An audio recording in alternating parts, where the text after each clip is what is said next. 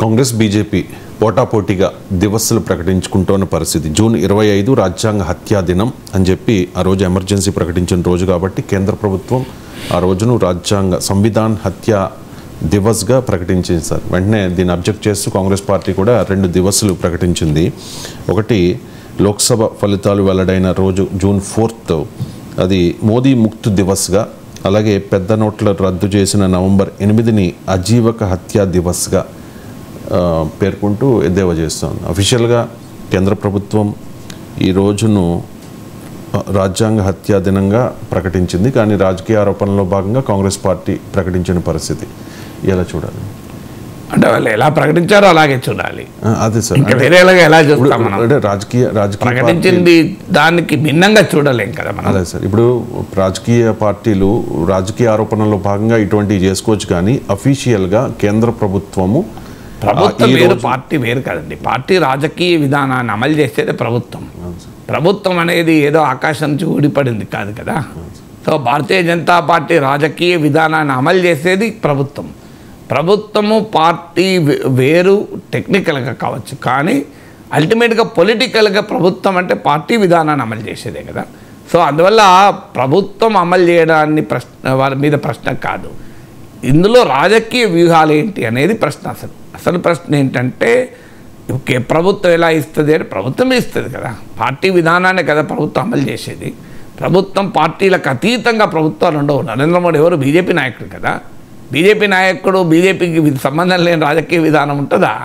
So అందువల్ల అది question కాదు. క్వశ్చన్ ఏంటి అంటే ఎందుకని ఈ ఎమర్జెన్సీని మళ్ళీ ముందుకు తీసుకొచ్చారు? దీనికి ముఖ్యమైన కారణం ఏంటి అంటే అఫ్కోర్స్ ఇది 50వ వార్షికోత్సవము, ఎమర్జెన్సీ ప్రకటించి టెక్నికల్గా ఆ సిగ్నిఫికెంట్ డేట్ ఉండొచ్చు. దానికన్నా ముఖ్యం ఏంటంటే కాంగ్రెస్ పార్టీ రివైవ్ అయిన తరుణంలో గాంధీ కుటుంబానికి పొలిటికల్గా రీబర్త్ అయిన సందర్భం ఇది. ఎందుకంటే కాంగ్రెస్ పార్టీ బలం 52 నుంచి 99 పెరిగింది. రాహుల్ గాంధీ పెరిగిన బలంతో మెరుగైన ఫలితాలతో పార్లమెంట్లో ప్రధాన ప్రతిపక్ష నేతగా ముందుకొచ్చారు. అందువల్ల కాంగ్రెస్ పార్టీని, గాంధీ కుటుంబాన్ని ఇబ్బంది పెట్టడానికి ఒక రాజకీయ ఎత్తుగడగా ఎమర్జెన్సీని రాజ్యాంగ అత్యాధివనంగా కేంద్ర ప్రభుత్వం ప్రకటించింది. రెండవది, ఈ ఎన్నికల్లో కాంగ్రెస్ పార్టీ రాజ్యాంగాన్ని ముందు పెట్టి ప్రచారం చేస్తుంది. మొత్తం ఎలక్షన్ అంతా సెంటర్డ్ అరౌండ్ కాన్స్టిట్యూషన్. మీకు పార్లమెంటుకు కూడా రాజ్యాంగాన్ని పట్టుకొని ముందుకొచ్చారు. రాహుల్ గాంధీ తన తొలి ప్రసంగం చేసిన సమయంలో కూడా జై సంవిధాన్ అని పిలిపించి ప్రసంగం చేశారు. పార్లమెంట్లో కూడా గాంధీ విగ్రహం ముందు రాజ్యాంగ పుస్తకాన్ని పట్టుకొని ఇండియా కూటమి నేతలు నిరసన తెలిపారు. మీరు ఎన్నికల సమయంలో కూడా రాజ్యాంగాన్ని చూపెడుతూ రాహుల్ గాంధీ ఉపన్యాసాలు ఇచ్చారు. చాలా క్లియర్గా ఈసారి ఎన్నికల్లో రాజ్యాంగం సెంటర్ స్టేజ్కి వచ్చింది. ముఖ్యంగా రాజ్యాంగం 400 సీట్లు వస్తాయని ఎప్పుడైతే మోడీ ప్రకటించాడో ఆ 400 సీట్లు ప్రకటించిన మరుక్షణమే అనంత్ హెగడే లాంటి కొంతమంది బీజేపీ నేతలు మాకు 400 సీట్లు వస్తే రాజ్యాంగాన్ని మారుస్తామని ప్రకటన చేశారు. దాన్ని కాంగ్రెస్ పార్టీ, ఇండియా కూటమి సమర్థవంతంగా ఉపయోగించుకొని రాజ్యాంగము 400 సీట్లు కనుక వస్తే మోడీ ప్రభుత్వం రాజ్యాంగం మారుస్తుంది, అందులో రిజర్వేషన్లు రద్దు చేస్తారు అనే ఒక వాదన ఇండియా కూటమి కాంగ్రెస్ పార్టీ తీసుకొచ్చింది. దీనివల్ల బీజేపీ వెనకాలన్న దళిత్, ఓబీసీ ఓటును దెబ్బతీసింది ప్రతిపక్షాలు. సో అందువల్ల రాజ్యాంగాన్ని ఆయుధంగా చేసుకొని తమ పైన దాడి జరుగుతుంది కనుక అదే రాజ్యాంగాన్ని ఆయుధంగా చేసుకుని బీజేపీ ఇండియా కూటమి పైన, కాంగ్రెస్ పైన పోరాడదలుచుకుంది. అందుకే రాజ్యాంగాన్ని ఎమర్జెన్సీ విధించిన వారికి రాజ్యాంగం గురించి మాట్లాడే హక్కు లేదు అని ప్రధానమంత్రి నరేంద్ర మోడీ పార్లమెంట్లో కూడా తన రిప్లైలో చెప్పారు. ఇక మూడవది, ఎమర్జెన్సీ అనేది వచ్చినప్పుడు ఏమవుతుంది అంటే ఇండియా కూటమిలో కూడా ఎమర్జెన్సీ పైన భిన్నాభిప్రాయాలు ఉంటాయి. కాంగ్రెస్ పార్టీ ఏమో ఆథర్ ఆఫ్ ఎమర్జెన్సీ విధించిన పార్టీ కనుక ఆ వారసత్వం నుంచి డిస్కనెక్ట్ చేసుకోలేదు, డీలింక్ చేసుకోలేదు. కానీ ఆ రోజుల్లోనే ఎమర్జెన్సీని వ్యతిరేకించిన అనేక మంది ఇప్పుడు మారిన రాజకీయ పరిస్థితుల్లో ఇండియా కూటమిలో ఉన్నారు. ఇప్పుడు లెఫ్ట్ సిపిఐఎం ఉంది. సిపిఎం ఎమర్జెన్సీని తీవ్రంగా వ్యతిరేకించింది. తర్వాత జనతాదళ్ పరివారం అంటే సమాజ్వాదీ పార్టీ, ఇలాంటి పార్టీలు, ఈ జనతాదళ్ పరివారం కూడా ఎమర్జెన్సీని వ్యతిరేకించారు. అందువల్ల ఎమర్జెన్సీని వ్యతిరేకించిన పార్టీలు ఇండియా కూటమిలో ఉన్నాయి.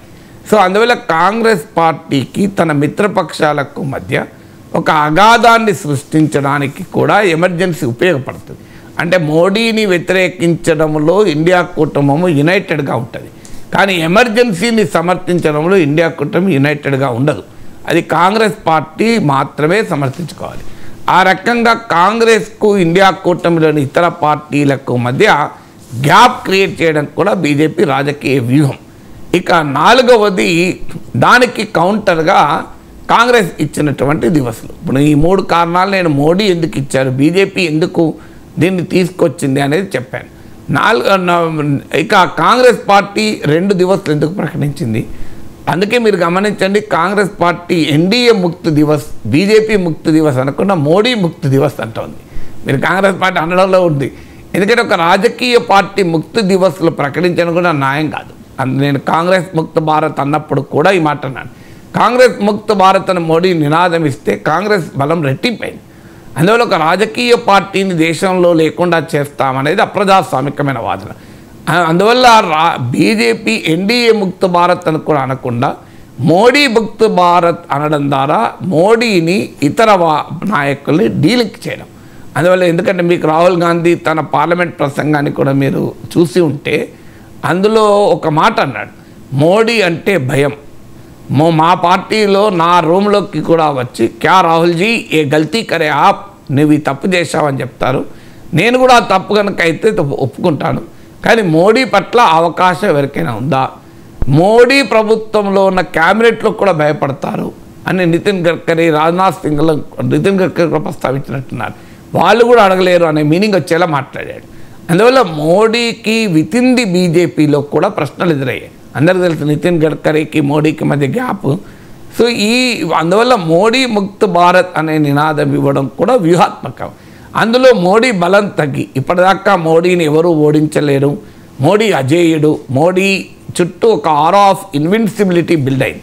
అలాంటిది వారణాసిలో మోడీ మెజార్టీ తగ్గింది, అయోధ్యలో బీజేపీ ఓడిపోయింది, యూపీలో ఎస్పీ కన్నా బీజేపీ తక్కువ సీట్లు వచ్చాయి, హర్యానా, రాజస్థాన్, మహారాష్ట్ర, ఇలా బీజేపీకి బలమైన కంచుకోటలుగా ఉన్న north and western part of ఇండియాలో బీజేపీని మోడీని దెబ్బతీశారు. ఆఖరి గుజరాత్లో కూడా ఒక సీటు గెలుచుకున్నారు.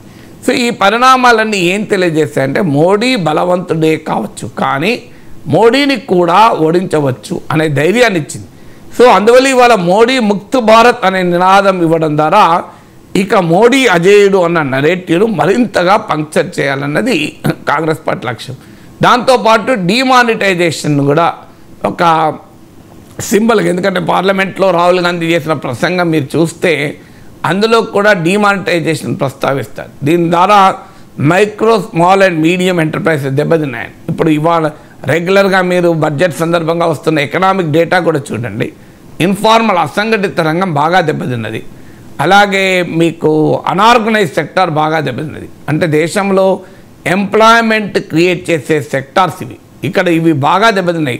అందువల్ల వీటికి కారణం ఏంటి అన్నప్పుడు డిమానిటైజేషన్, జిఎస్టీ కారణమని ఏ ఎకనామిక్ డేటా అని చెప్తుంది.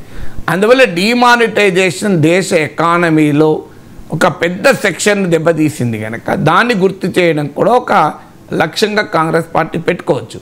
అందువల్ల మోడీ ముక్త్ భారత్ అనే అంశంలో డిమానిటైజేషన్ వ్యతిరేకంలో ఇండియా కూటమి సమైక్యంగా ఉంటుంది. అందువల్ల ఎమర్జెన్సీ ప్రస్తావన తెచ్చి ఇండియా కూటమిలో డివిజన్ తేవాలని మోడీ ప్రయత్నిస్తే, మోడీ ముక్త్ భారత్ నోట్ల రద్దును ముందు పెట్టి ఇండియా కూటమిని యునైటెడ్గా రెస్పాండ్ చేయాలా కాంగ్రెస్ చేసింది. అందువల్ల అక్కడ మోడీ ఎత్తుకు ఒక పై ఎత్తుగా కాంగ్రెస్ ఈ దివస్ ప్రకటించింది.